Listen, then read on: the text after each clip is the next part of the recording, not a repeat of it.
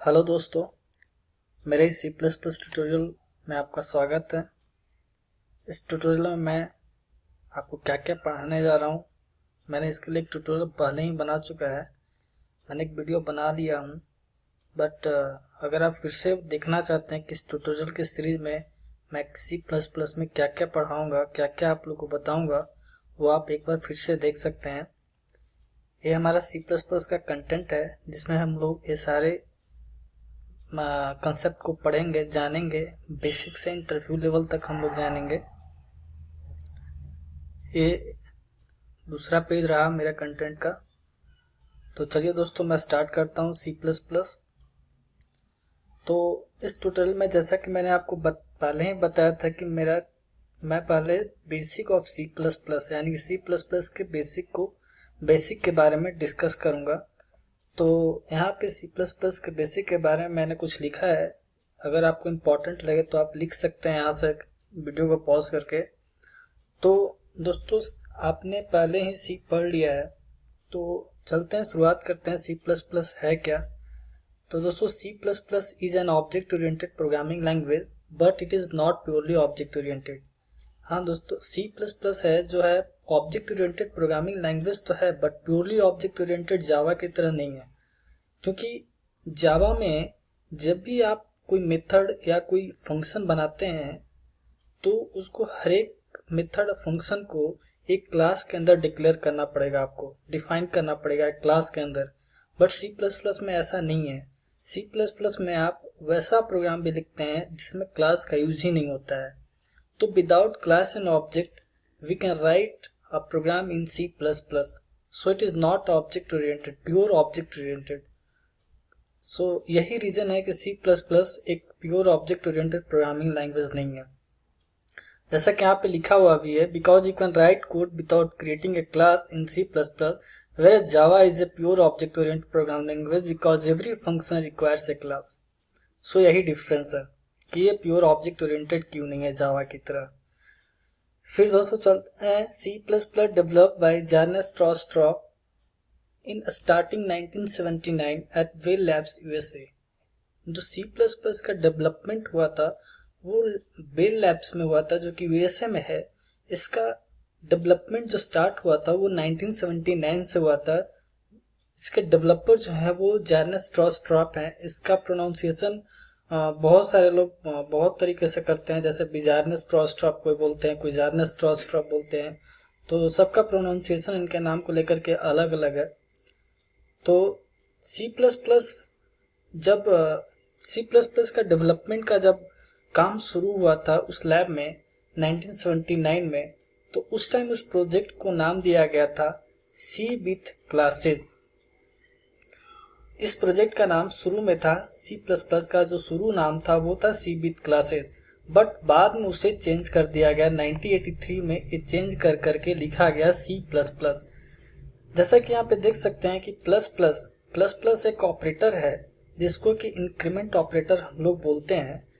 तो उन लोगों ने यही सोचा कि सी में जो भी फंक्शन या जो भी कंसेप्ट था उससे एक लेवल आगे चल करके सी प्लस प्लस में कुछ फीचर जोड़े गए जो सी में नहीं थे।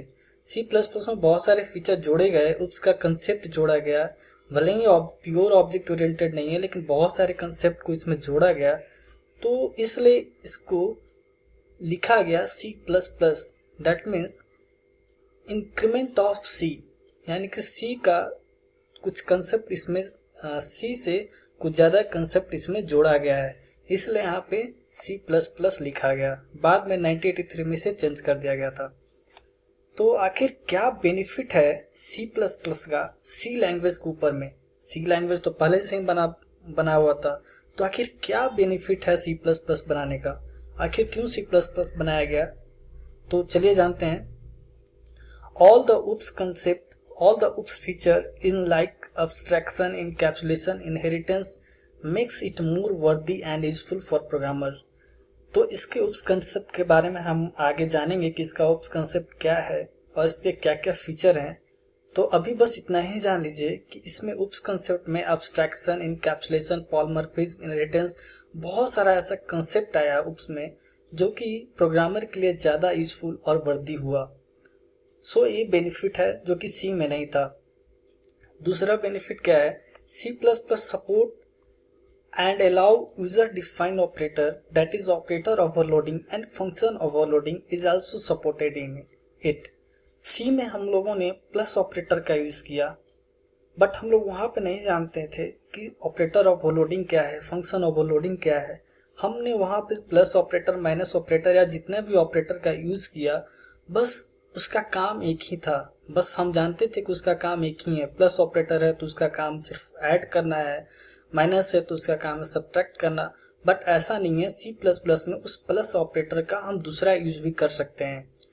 वहां पे सी में हम लोग प्लस ऑपरेटर का यूज करके दो स्ट्रिंग को नहीं जोड़ सकते हैं, बट यहाँ सी प्लस प्लस में उसको सी प्लस ऑपरेटर का यूज करके हम बहुत सारा कंसेप्ट को डिफाइन कर सकते हैं, बहुत सारा यूज में ला सकते हैं प्लस ऑपरेटर का। तो यहाँ पे एक कंसेप्ट है जो कि हम आगे जानेंगे कि ऑपरेटर ओवरलोडिंग कंसेप्ट है, इसके बारे में हम लोग डिटेल से पढ़ेंगे। और दूसरा कंसेप्ट है फंक्शन ओवरलोडिंग का। फंक्शन ओवरलोडिंग मैं आपको अलग से एक आगे ट्यूटोरियल में बताऊंगा। फंक्शन ओवरलोडिंग के बारे में बस इतना बता देता हूँ कि सी में हम लोग सेम नाम का दो फंक्शन डिफाइन नहीं कर सकते हैं, यानी कि जो फंक्शन बना हुआ है जिस नाम से, उसी नाम से दूसरा फंक्शन हम लोग क्रिएट नहीं कर सकते, डिफाइन नहीं कर सकते, बट हम लोग सी प्लस प्लस में ऐसा कर सकते हैं। सो ये भी एक बेनिफिट है। तीसरा बेनिफिट क्या है कि exception handling in C plus plus. दोस्तों सी में एक्सेप्शन हैंडलिंग नाम का कोई कंसेप्ट नहीं था, बट इसमें हम लोग एक्सेप्शन हैंडलिंग एक ऐसा कंसेप्ट है, अगर आपको प्रोग्राम में कोई एक्सेप्शन अकर हो रहा है तो उसको आप हैंडल कर सकते हैं। इसके लिए भी आगे ट्यूटोरियल में डिटेल से बताया जाएगा। अगला बेनिफिट है the concept of virtual function and also constructor and destructor for object. Constructor, destructor, virtual function, ये सारे कंसेप्ट सी प्लस प्लस में नया है। सो मैं आगे इसके बारे में डिस्कस करूंगा। अगला है inline function in C plus plus instead of macros in C language. दोस्तों इसमें एक बहुत ही खूबसूरत कंसेप्ट है इनलाइन फंक्शन, जो कि जैसा कि हम लोग सी में मैक्रो का यूज कर चुके हैं। मैक्रो का यूज क्या होता है, कैसे यूज करते हैं, क्यों यूज करते हैं, ये तो आपको पता ही होगा। अगर नहीं भी पता है तो इस टॉपिक में मैं डिस्कस करूंगा, इनलाइन फंक्शन वाले टॉपिक में मैं डिस्कस करूंगा। तो उसी से मिलता जुलता एक कंसेप्ट है सी प्लस प्लस में इनलाइन फंक्शन। कंसेप्ट जो है सिमिलर है, नॉट सेम है बट सिमिलर है, और कैसे वर्क करता है वो सारे कंसेप्ट को मैं यहाँ पे समझाऊंगा। फिर अगला क्या है, variables can be declared anywhere in the program in C plus plus but must be declared before they are used. हाँ, एक चीज क्या था दोस्तों कि जब हम सी में कोई भी प्रोग्राम बनाते थे तो उसमें हमको वेरिएबल डिक्लेयर जो करना होता था वो एक सेक्शन होता था, वेरिएबल डिक्लेरेशन सेक्शन। आप वहीं पे वेरिएबल डिक्लेयर कर सकते हैं। ऐसा नहीं कि वेरिएबल जहाँ पे मन करे वहां पे आप डिक्लेयर कर दें, ऐसा सी में नहीं होता था।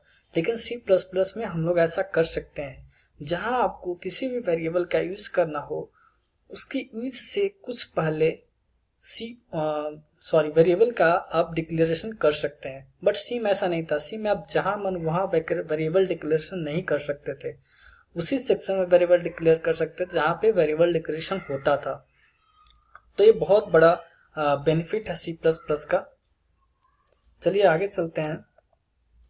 हाँ, तो दोस्तों प्रोग्रामिंग स्टार्ट करने से पहले इसके आईडी या डेवलपमेंट इन्वायरमेंट के बारे में मैं बता देता हूँ।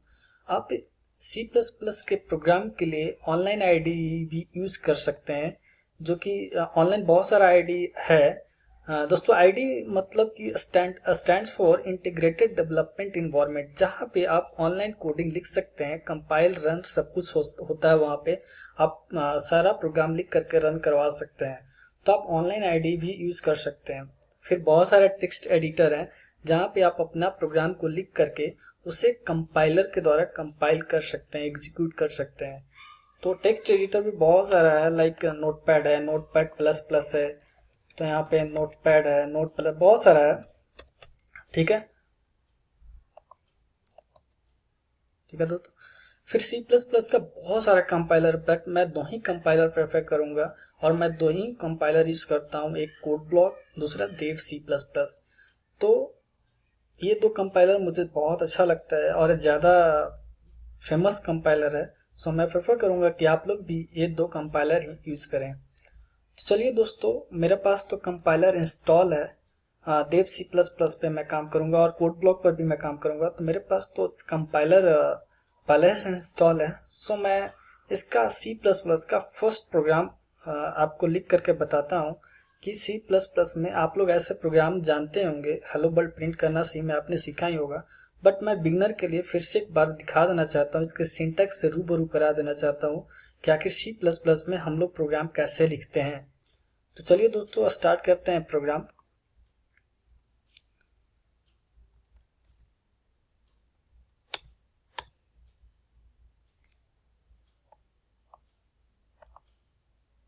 तो चलिए दोस्तों, स्टार्ट करते हैं इसका प्रोग्राम। पहले इसका हेडर फाइल इंक्लूड कर देते हैं।